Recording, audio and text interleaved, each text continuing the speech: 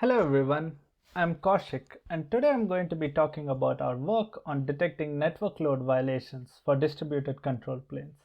This work was done in collaboration with Anubhav, Loris and Aditya from Wisconsin.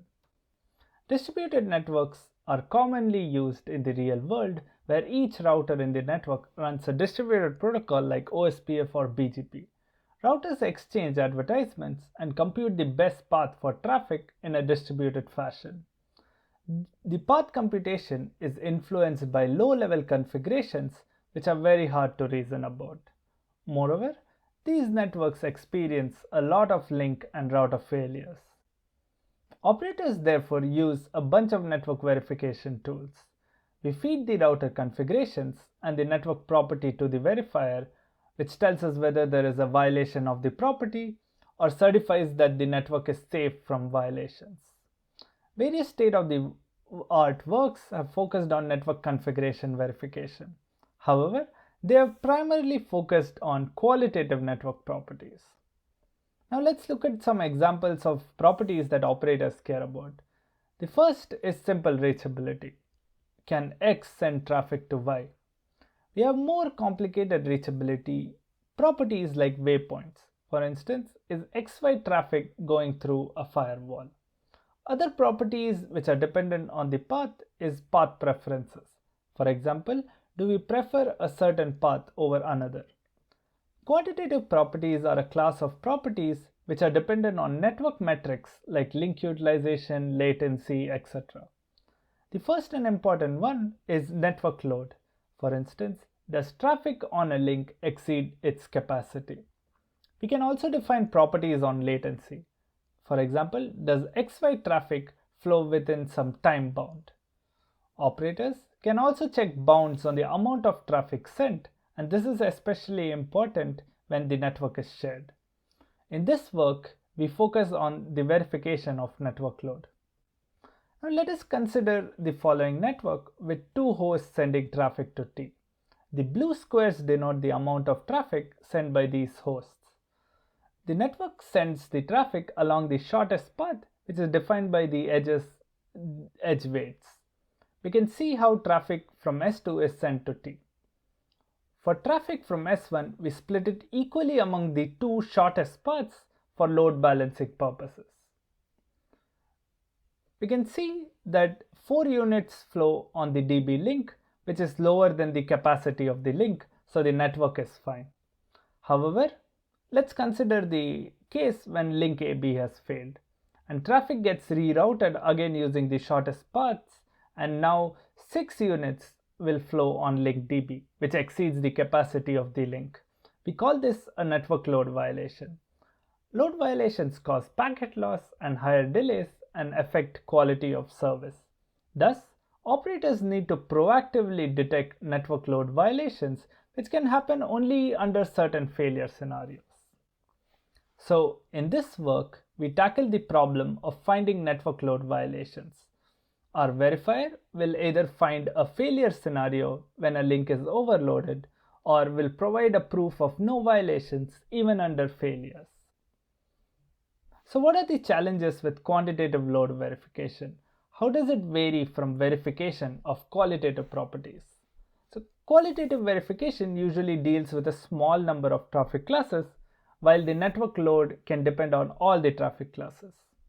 In qualitative verification, we only reason about the paths, while in load verification, we need to reason about the amount of traffic on these paths. Finally, qualitative verification usually reasons about the existence of multiple paths, so it doesn't add complexity, while in load, we need to reason about how traffic is being split among these paths. Our work called QARC can be used to detect network load violations in actual networks under failures. To reason about different routing protocol constructs and interactions, we use an existing abstract representation of the control plane called ARC, which translates the router configs to a set of weighted digraphs. This abstracts all the protocol constructs and interactions. ARC has a useful property called path equivalence. Under any failure scenario, the network path is the shortest path in the graph. Thus, one can think of the ARC as succinctly encoding all the routing states as weighted graphs. I want to give a high-level intuition of how ARC abstracts the network component shown here into a set of graphs.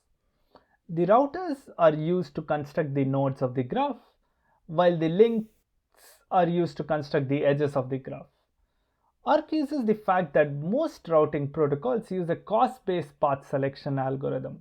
So different OSPF weights and BGP hops can be translated to a uniform set of weights such that the path equivalence property is satisfied.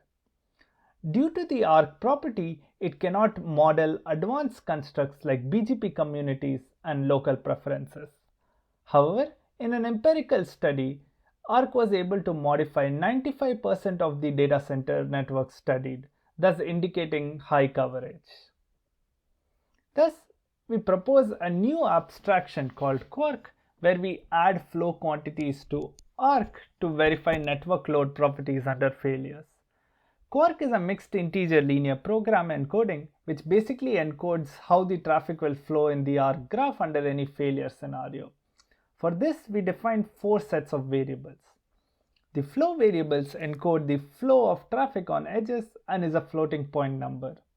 The distance variables encode the weight of the shortest path to the destination and are required to enforce ARC's path equivalence. We also have failure variables to encode the status of a link. These variables are integer variables to indicate the on-off state of a link. This ensures that QARC is an MILP and cannot be expressed as a simple linear program. Finally, load variables denote if a link's utilization exceeds the capacity.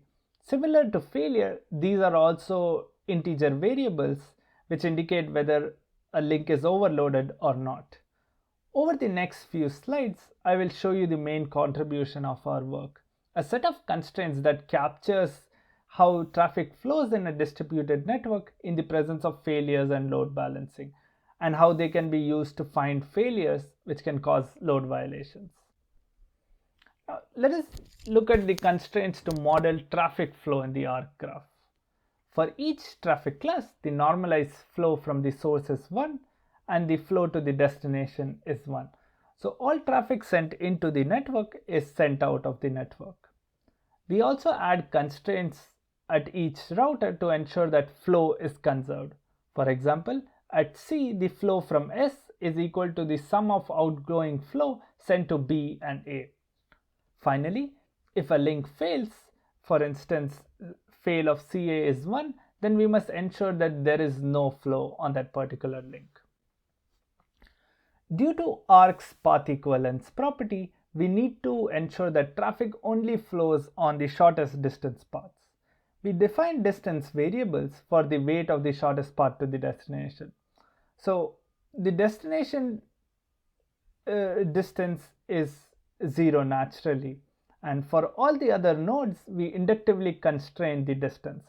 For instance, the distance of C will be shorter than the weight of CA and the distance of A to the destination. This similarly holds for a path through B. We also need to ensure that this is done only on active links, so we add a term corresponding to the failure to each of the constraints. For instance, if the CA link fails, this constraint will be satisfied trivially and the distance is not affected by the failed edges. To model ECMP load balancing, at each router, we must ensure that flow is split equally amongst the active shortest paths. For this, we need to ensure that if two paths have the same distance, then the flow is equal on them. However, we cannot express if then else or disjunctions in a mixed integer linear program. So we define 2 sets of variables. The min flow denotes the minimum value of the flow variables and max flow denotes the max value of the flow variables at any node. So if we add a constraint to make min flow and max flow equal, then all the flows would be equal, ensuring an equal split. Please check the paper for the complete encoding. We finally define load indicator variables on links to denote if a link is overloaded. For each link, we sum up the aggregate traffic from all classes and set load to 1 if the utilization exceeds the capacity. To find network overload, we simply sum up these indicator variables and add a constraint to ensure that at least one link is overloaded. The MILP will either return a solution for the failures or will return unsatisfiable, which means that there are no violations. The constraints used by QARC are very general and actually allow us to design interesting optimizations as well as extend our tool in interesting ways. The first one we look at is graph optimizations. Now let us consider a one-link failure scenario. In this case, path ACB will never be chosen as the network has two shorter paths even for one-link failures. So we can actually remove the edges AC and CB to create a smaller graph representation. This leads to significant speed up in verification, around 2 to 70 times for different networks. Now let's revisit our old example where link AB has failed.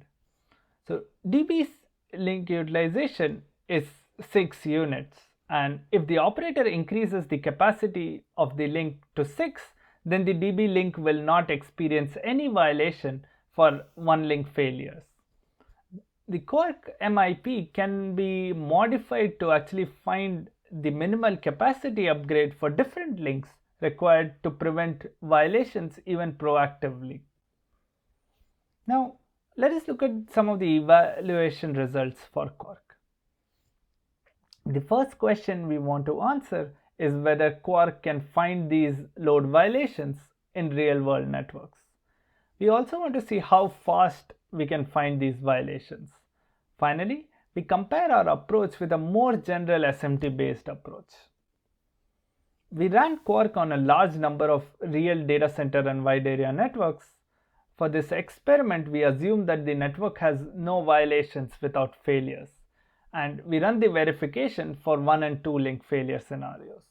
As we can observe in the table, we can see that a lot of load violations actually happen in real networks.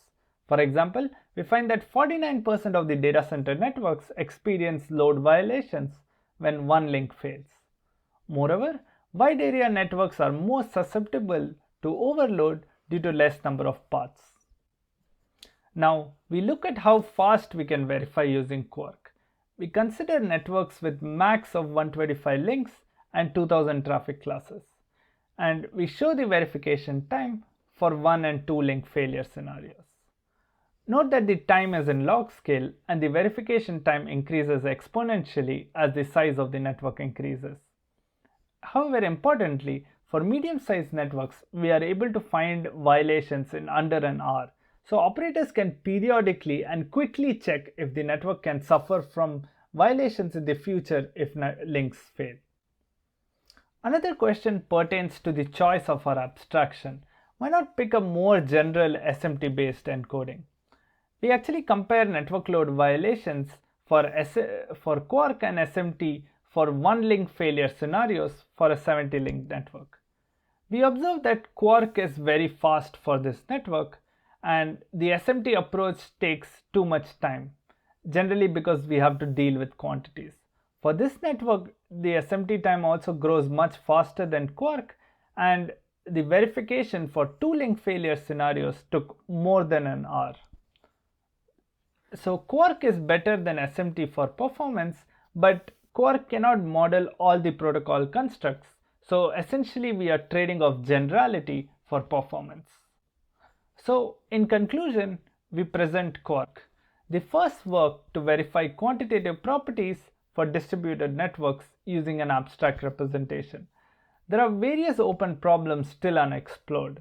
Can we get QARC's performance while also supporting complex protocol constructs like BGP local preferences and communities? Moreover, we also want to extend QARC to support other kinds of quantitative properties like latency and rate limiting.